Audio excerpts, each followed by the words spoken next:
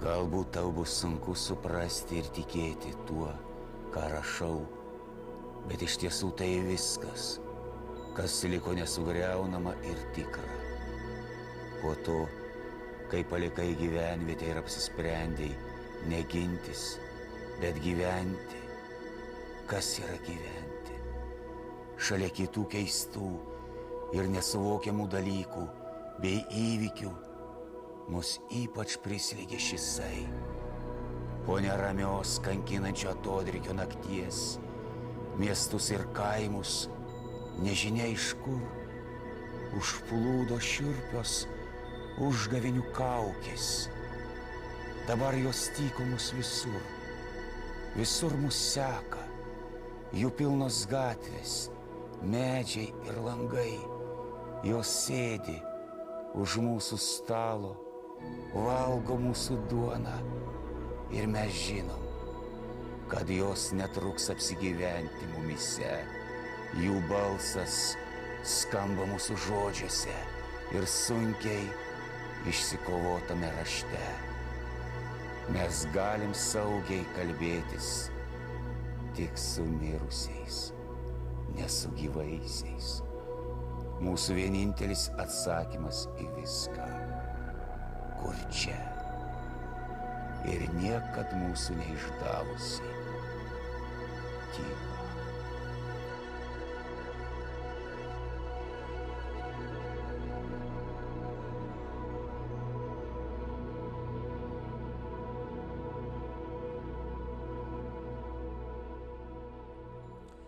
Jis man artimiausias savo įvairumu, savo apimtimi. Ir čia apie žmogiškas savybės nereikia net kalbėti. Aš dažnai lankausi su žmona pas jį svečiuose. Jis yra šiltas ir rūpestingas žmogus.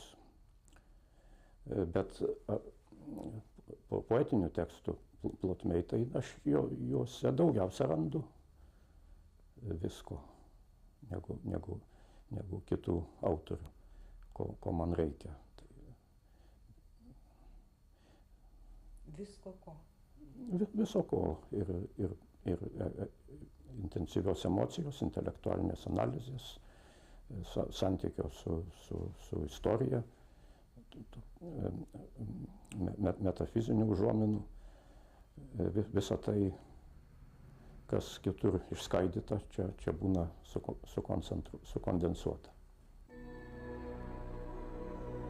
Saulės salės kristale dainavau giliai laimingas, kol liepsnojantis flamingas juodmedžių brangaus stale ištiesi sparnus raudonus ir šešėlis išdidus pro saulėlydžio šydus palietė tamsos vargonus, kol gimton tėvų pilį atnešė tylos amforas, kol gaivus fontanų choras sunkėsi krauju gyvybė.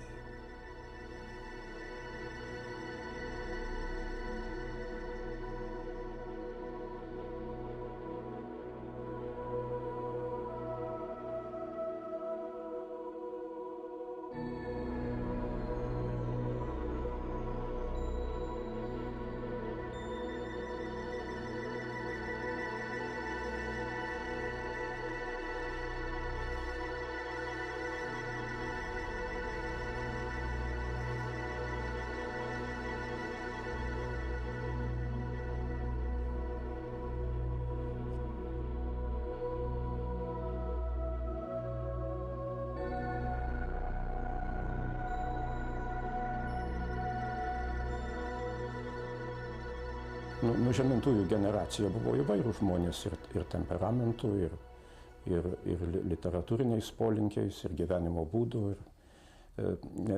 Negalima įsivaizduoti, kad būtų vienas normatyvas, kuriam visi turėjo būti ištikimi. Bet kažkas vienijo tą nužemintųjų generaciją? Emocinis rezonansas gal tam tikras. pojūtis svarbos to, kas išgyvenama ir to, kas sakoma. Aišku, ta karta buvo daugiau mažiau panaši amžiumi, nors ne chronologiška, griežtąja prasme. Ir generacijos patirtis buvo istoriniai plotmei buvo giminiška. Tas atplyšimas nuo Lietuvos dar nesubrendusiuose metuose, skirtingas nuo tų, kurie jau Vilniuje ar Kaune 38 ar 43 metais, kaip Nyka, buvo savo pagrindinės savybės subrandinę. Ir kuriems reikėjo tik tai toliau žengti jau Lietuvoje atrastų kelių. O mes turėjom tik patys save ir turėjom klausti, ką galima savyje surasti. Be gailesčio, man atrodo, kad nužemintųjų generacija neturėjo vienos labai ryškios lietuvių savybės, savigailos. Ir taip pat tam tikrą blaivumą, blaivę analizę savo padėties, savo istorinės ir asmeninės padėties analizę. Galbūt tam tikrą polinkį į aštresnę retorikos versiją, kalbėjimo būdą, kuris net nebūtų nuzulintas ir ką nors šviežaus išsakytų. O kariniai Vokietijoje tokia sugriuvusio pasaulio atmosfera, išsilaisvinimo, iš vienos pusės sugriuvusio pasaulio, koncentracijos stovyklų sugriuvimo paliktų pėdsakų, iš kitos pusės išsilaisvinimo, džiaugsmingo išsilaisvinimo, absoliučiame netikrume, absoliučiame nežinojime, kokia bus ateitis. Mums asmeniškai. Mes kelis metus bijojome, kad pabėgėlius Vokietijoje sugrąžins į Sovietų sąjungą. Ar prancūzai, anglai, ar amerikiečiai. Aš gyvenau prancūzų zonai, mano žmona anglų zonai. Bet visur ta pati visuotinė netikrumo baimė. O jeigu negrąžins, tai irgi nežinia, ką veiksi, nes pasaulis ypatingai neatvirom rankom ruošiasi mus priimti. Ten daug kas elektrotechniką studijavo šalia gimnazijos ar kokį nors kitą amatą. Net ir aš pats elektrotechnikos kursus lankiau, nors savo gyvenime nieko bendro nei su elektrotechnika, nei su jokiais mechanizmais neturiu ir nenoriu turėti. Bet buvo tokia atmosfera, kad reikia ko nors praktiško griebtis, kad iš viso nenuskęst pasaulyje.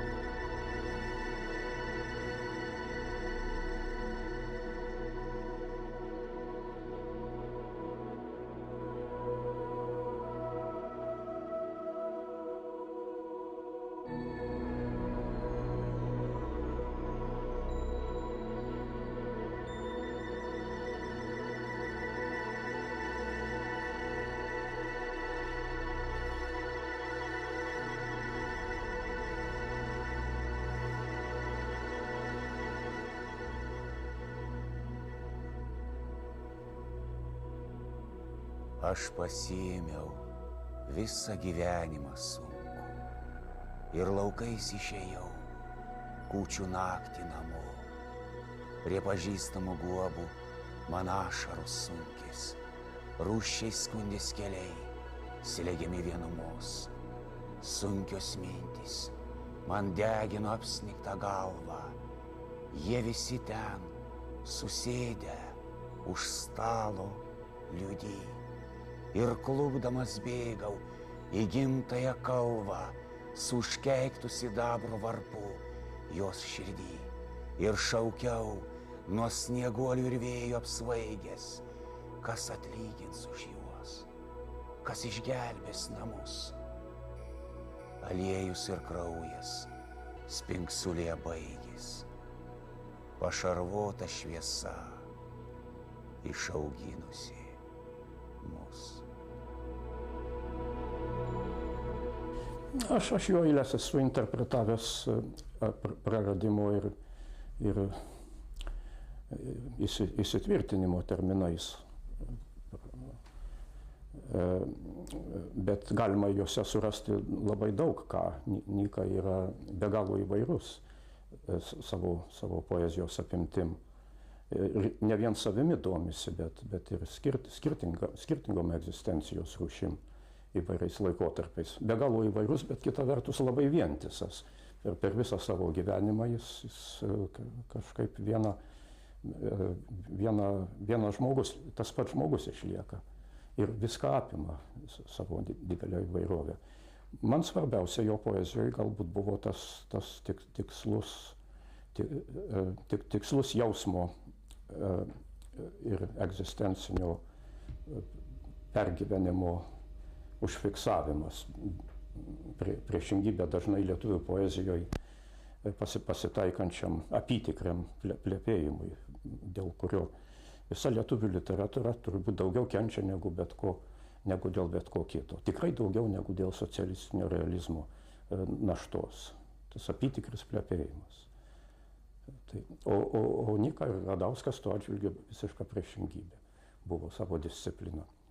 Nyka dar tuo įdomus, kad jis po karinę egzistencinę situaciją analizavo ir kad jo poezijoje jausmo intensyvi emocija persikelia į intelektualinę analizę, kaip galbūt ir Liūnės Sutemos poezijoje, nors visai kitų būdų.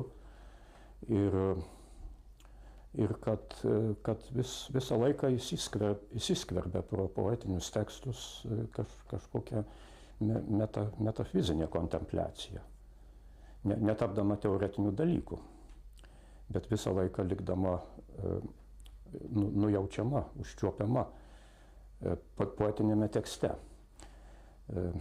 nepaversdama jo filosofiniu traktatu. Tai Nykos poeziją galima labai intensyviai, emociškai, tiesiogiai pergyventi, nebandant jos analizuoti, ir po to ją analizuojant vis daugiau atrasti joje plotmių ir gelmių, kurios neišsenka. Kas yra turbūt būdinga tai kančios vadinamai poezijai pagimdytai? Kančia yra vienas iš aspektų Nykos poezijoje, bet nesakyčiau, kad vien kančia, ar kad būtų. Kova, pavyzdžiui, buvo jo ankstyvojoje poezijoje labai stiprus motyvas. Ir apskritai tokia ištikimybė būčiai, kuri griūva. Būties erozija jo rinkinio, Lietuvoje išleisto ankstyvesnio rinkinio užvardinimas būties erozija, bet nors viskas griūva būtyje, bet vis vien žmogus išlieka ištikimas visam tam, kas griūva. Ir tas yra galbūt tam tikra heroizmo prasmė, matyti blaivaus, romantiško žvilgsnio pozicija. Romantizmas, mano nuomonė, yra pati blaiviausia laikysena.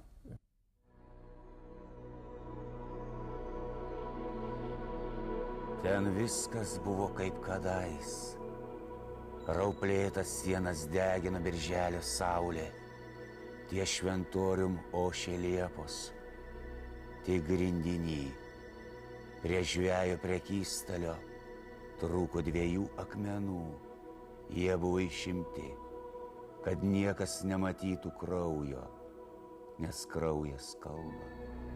Bažnyčios prieangy, besišypsojęs, apreiškimo angelas nuleidęs galvą, tyliai kūkčiojo, nes visos mergaitės buvo nėščios.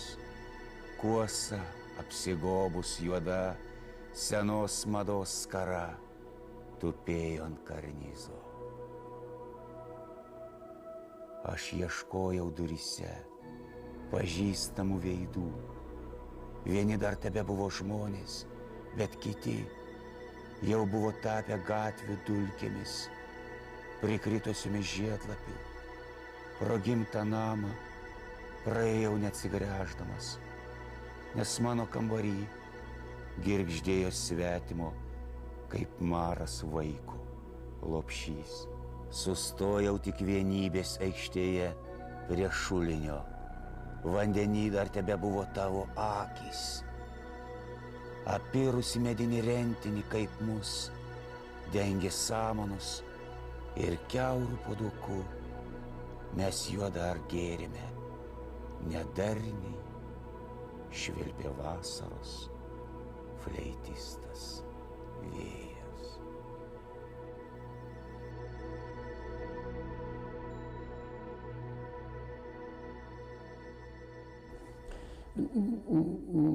Nyka darė didelę įtaką jaunesniems poetams ir intelektualams.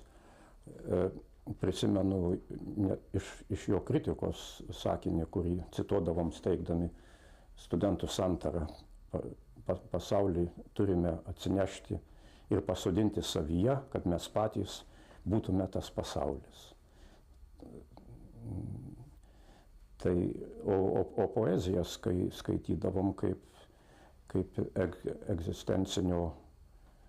egzistencinės patirties tekstą, kaip savo būties interpretaciją, kaip istorinės situacijos analizė.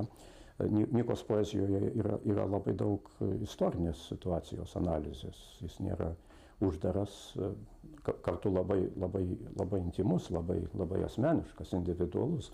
Bet kita vertus yra ir daug kitų sluoksnių, retai su tuo asmeniškumu susijungiančių. Istorinė analizė, kaimo, Lietuvos kaimo evokacija. Jis yra išlikęs su savo šaknimis Lietuvos gamtoj, kaimo aplinkoje ir kartu miestietis, kosmopolitas, pasaulinis. Niuansuose, kaip namie. Ir tas viskas, aš nežinau, kas kam, kiekvienam žmogui galėjo imponuoti, galėjo veikti koks nors kitas aspektas Nykos. Man turbūt didžiausią įspūdį darė jo emocinė galia, sujungta absoliučiai su intelektualinė analizė, ko man poezijoje reikia. Ir tas viskas atliepia mūsų patirčiai. Jis truputį vyresnis, maždaug 10 metų turbūt už mus vyresnis buvo. Ne per daug. Aš dar jauną prisimenu. Jis jaunas liko ir dabar savo išvaizdą ir laikyseną. Tik daug visuotinės literatūros skaitęs ir daug pasaulio matęs žmogus gali būti autentiškai lietuviškas.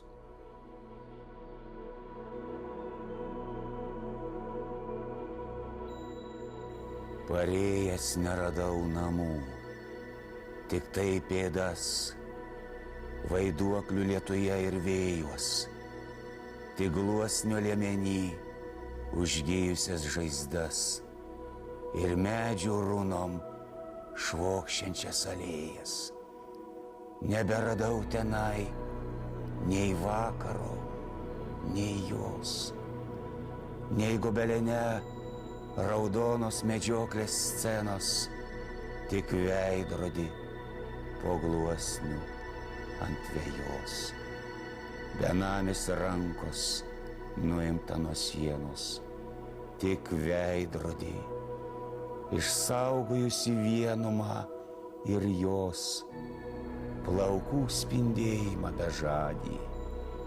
Ir užkasiau aš jį, atplėšęs rankomis velėną nuo vejos, ir ten, dainuodamas, pasodinau Orfėjaus medį.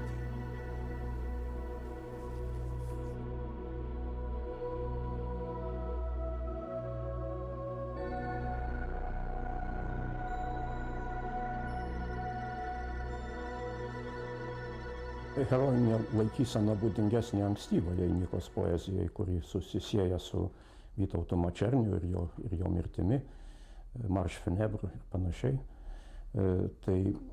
Tais laikais Nyka turėjo tokį didingo, bet trapaus žmogaus viziją. Ta vizija tik be abejo turi ir dabar, bet taip jis įsakmiai, retoriškai apie tai nebekalba, kaip tada.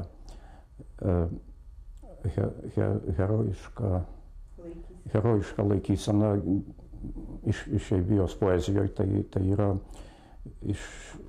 ištikimybė nebeegzistuojančiam pasauliui, savigarba savo pačiam ir pasiryžimas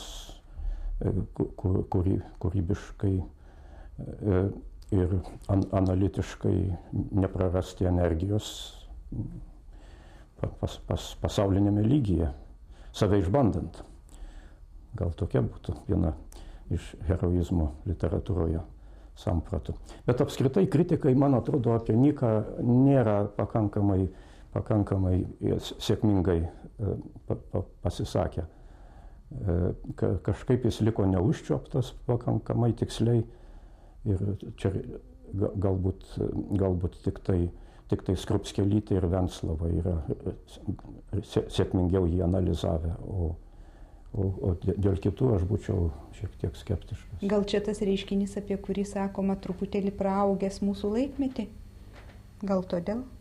Jis yra komplikuotas poetas, iš esmės sunkiai apčiuopiamas, ar praaugęs, ar nepraaugęs, galbūt visi tikri poetai neįtelpa lengvai į savo aplinką, bet svarbiausia tai, kad jis yra ne tik poetas, bet, sakysim, galima būtų Nykos poeziją spausdinti lietuvių filosofijos šaltinių tomuose, kaip viena iš esminių filosofinių tekstų lietuvių literatūroje, nekiek nemenkesnį kaip Maceinos arba Girniaus. Toj plotmėj jis egzistuotų, o taip pat ir poezijos. Tai tą viską sunku apčiuopti vienam žmogui. Vienam patinka poetinės išraiškos niuansai, kitam minties įtampa. O viską apčiuopti ir išlaikyti savo vaizde, savo akiratyje literatūros mokslininkui sunkus uždavinys ir to dar niekas nėra sėkmė. Monografijų tikrai nėra apie Nyką, o gal labiausiai reikėtų.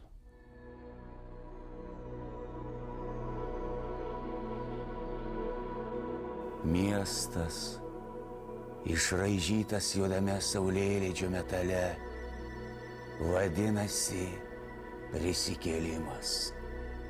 Gimtasis mano miestas.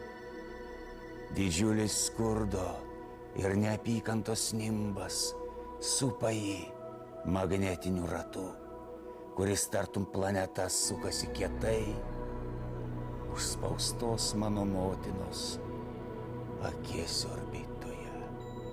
Mirštantis badu gyvybės medis sustingusiom rankom gaudo praskrendančius paukščius, kurie tačiau išsprūsta ir krinta negyvi ant žemės, ir medis miršta.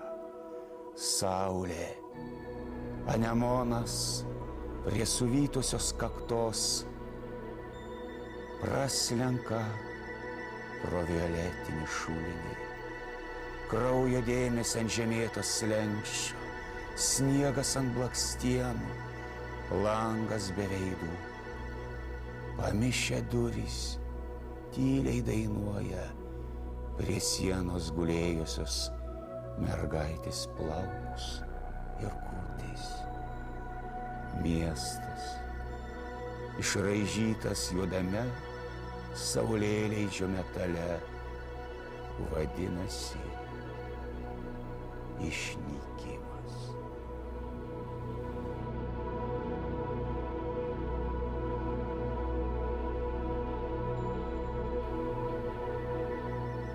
patirtis gyvenant išeivijoje, ką naujo įnešė į jo poeziją?